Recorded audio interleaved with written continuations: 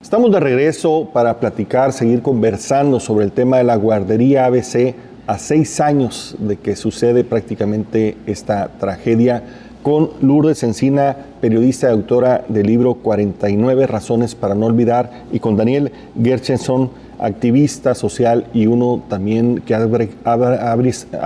abrazado la causa como propia. Lourdes, ayúdanos a entender qué podemos encontrar en este libro y dónde estamos parados. Mira, en el libro lo que van a encontrar es una recopilación de mucha información enfocada sobre todo al proceso jurídico y la investigación. Todo lo que está en ese libro tiene sustento documental o sustento periodístico, de cobertura propia que yo he realizado durante todo este tiempo. No es una interpretación de los hechos, son los hechos tal cual. Son los hechos tal cual, exactamente. Sí van plasmadas ahí conclusiones mías, producto precisamente de la investigación que yo he realizado, una investigación periodística, quiero asentarlo. Sí va a encontrar el lector ahí algunas conclusiones mías que están sustentadas en la misma información. Pero está pensado también y hecho para que la gente saque sus propias conclusiones. Aquí están plasmados resultados de peritajes, de todos. Están plasmados declaraciones testimoniales de los procesados, cobertura de algunas diligencias en los juzgados a las que pude yo acceder, como una en la que se citó declarar a 2 de los dueños de la guardería, que fueron audiencias públicas, aunque finalmente ellos no contestaron porque tenían su derecho constitucional, pero es otro punto, ¿no? A ese tipo de audiencias en los juzgados uno puede acudir y atestiguarlas, y hay que hacerlo más porque el Poder Judicial es muy, muy opaco. Claro. Está plasmado eso. Hay entrevistas con papás, están las entrevistas con Julio César Márquez y con Juanita Luna. Yo quería llevar las dos visiones de los grupos. En ese momento Julio era todavía vocero del Movimiento 5 de Junio y Juanita Luna de Manos Unidas por Nuestros Niños. Y aunque han seguido caminos diferentes en la lucha por la justicia, porque la tragedia no se repita, finalmente van encaminados hacia lo mismo, que es eso, que haya una justicia integral que incluye varios aspectos y también que no se repita, que esto jamás se vuelva a repetir, aunque desgraciadamente, como comentaba Daniel ahorita, ha habido otros casos. Lourdes, si uno lee el libro, ¿podría entender qué pasó? Sí, uno podría entender qué pasó. Porque eso es lo que finalmente, la pregunta es qué pasó con tanto enredo, con tantas cosas tan descuidadas que se han presentado, pues mucha gente está perdida. Pasaron 6 años y no sabe dónde están. Así es.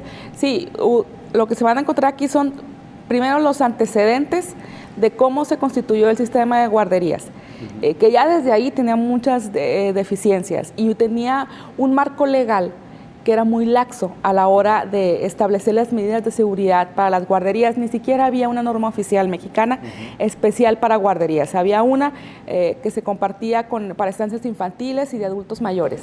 O sea, el riesgo existía ahí desde el principio. Desde el principio, exactamente. Y esa norma te remitía al cumplimiento de leyes estatales y municipales que no empataban entre sí. Donde está claramente que quienes eran responsables tienen un delito que cometieron por omisión. Por omisión, exactamente, y no muy claro en algunas partes tampoco. Por ejemplo, en los reglamentos de incendios del municipio, que estaban vigentes en ese momento, no había ninguna cláusula que estipulara algo específicamente para guarderías. Entonces lo que se hacía era adaptar los requisitos para otro tipo de establecimientos, y esa es otra de las causas por la que las inspecciones que se hacían a las guarderías no eran apropiadas. Un sistema mal diseñado, con ausencias graves de los 3 niveles de gobierno. Así es. Eso en la guardería. Ahora, en la bodega que estaba de lado, que administraba el gobierno de Sonora, también había ahí varias estipulaciones que cumplir. Para empezar, tenía que, como era centro de trabajo, calificaba como centro de trabajo, tenía que haber cumplido con un sistema total de seguridad y una unidad interna de protección civil. Tenía un extintor de fuego. Estaba dentro de la guardería, y al momento del incendio había un guardia de seguridad afuera de la guardería sin llave para poder acceder. Entonces, era una locura. el lugar donde estaban establecidos los dos inmuebles tenía tremendas fallas estructurales que fueron muy decisivos a la hora de que el incendio se propagara como se propagó y que no diera tiempo además para reaccionar de una manera más rápida. Toda esa historia va aquí. Hay testimonios de familias, hay casos, por ejemplo, de familias que vivieron la tragedia de manera doble, que un niño murió y otro resultó herido. Hay casos de esos también. También eso se nos olvida, ¿no? También eso se nos olvida. La lucha de los niños sobrevivientes por recuperarse, tremenda, ¿no?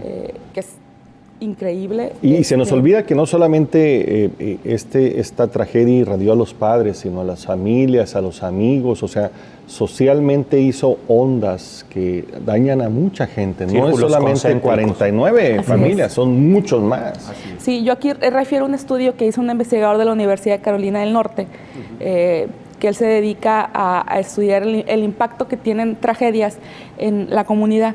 Entonces, él concluía que las familias inmediatas, la familia de abuelos, de tíos, las personas vecinas de la guardería, incluso buena parte de la sociedad, viven en una etapa de duelo permanente desde aquel momento. No han podido entrar a lo que se conoce como una etapa de cierre emocional, porque han tenido que estar luchando por la atención de los niños, porque las autoridades hagan su trabajo, lo cual me parece absolutamente inconcebible, que además de lo que ya pasó, porque no hicieron su trabajo en su momento, todavía ahorita los papás tengan que estar exigiendo que la PGR actúe, que el Seguro Social atienda a los niños, en fin.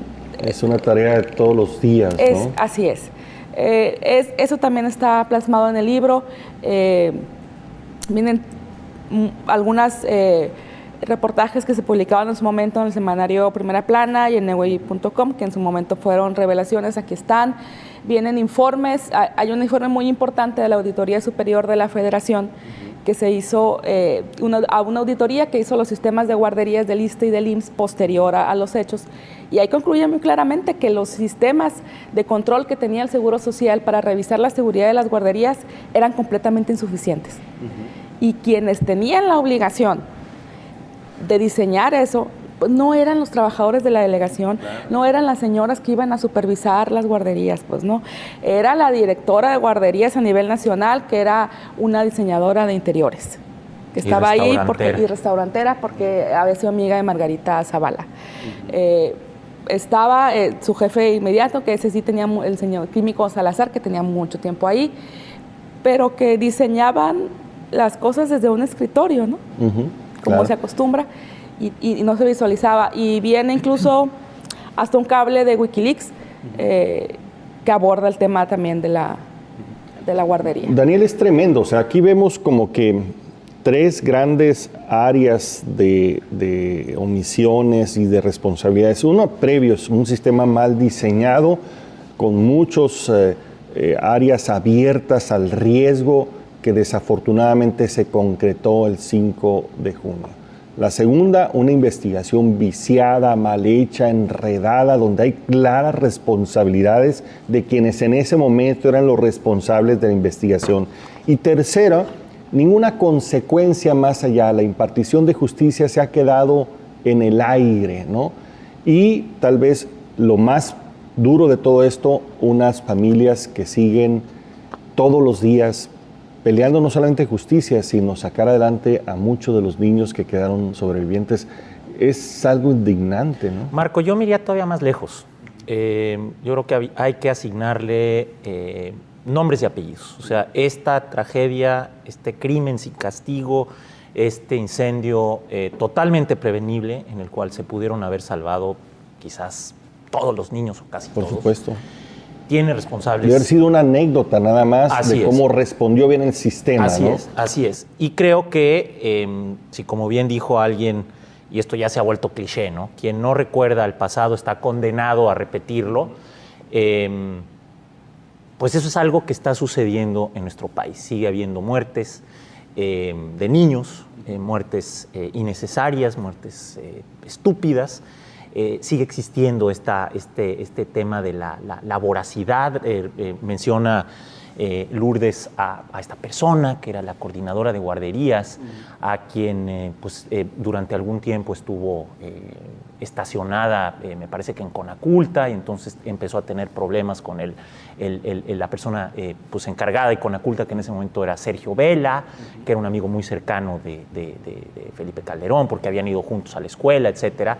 Y la reasignaron, entonces no le encontraron algún otro lugar y decidieron estacionarla como coordinadora general de guardería. Se llama Carla Rochín y es una persona que jamás enfrentó la acción de la justicia. Y no solo eso, Marco, lo que más indigna es que esta mujer, a quien yo no tengo nada personal contra ella, yo no la conozco, tiene una página en Facebook. Es directora de un fideicomiso, ella es del Bajío, ella me parece que vive actualmente en León o en Celaya. Ella encabeza un fideicomiso en defensa del patrimonio histórico de Guanajuato, cosa que, bueno, pues en lo personal pues no tendría ningún problema, si no es que ella desde su página en Facebook, aparentemente es una persona muy religiosa, entonces ella pontifica y dice que México lo que necesita es una jornada nacional de oración, porque tenemos muchos problemas en México, entonces tenemos... En fin, todo este discurso que te exhibe a una persona que no está consciente de la responsabilidad que tuvo en su momento, directa, indirecta, administrativa, con la muerte de los niños. Y sí quiero enfatizar este punto, porque creo que la constante ha sido, a raíz de esta tragedia inconcebible que enlutó no solamente a las familias, que no solamente creó círculos concéntricos, sino que conmovió pues, a las personas, y lo sigue haciendo en todo el mundo, ¿no? Ha habido expresiones de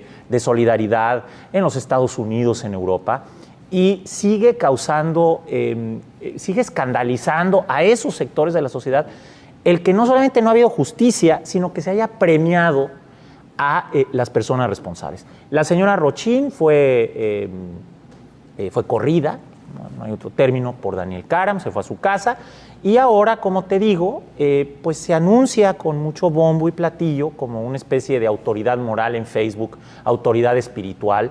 No tengo nada en contra de eso, pero sí me parece que el perfil de esta persona pues no justificaría el que estuviera dando consejos a la comunidad facebookera. Tomo otro ejemplo.